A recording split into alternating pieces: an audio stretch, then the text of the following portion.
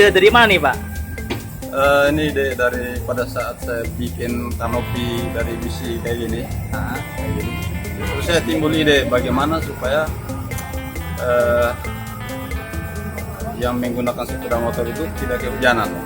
Maka timbul ide untuk rangka besi kayak gini. Nah, kalau rangka ini kan kekuatannya lebih kuat dan tidak lebih ramping. ini sebutannya apa nih? Sebenarnya roda 2 anti hujan. Udah anti hujan. Ya, Ini baru pertama pian aja yang di Banjar sini Pak ya? yang pertama dan satu-satunya di Indonesia. Oh gitu Pak ya? Ya.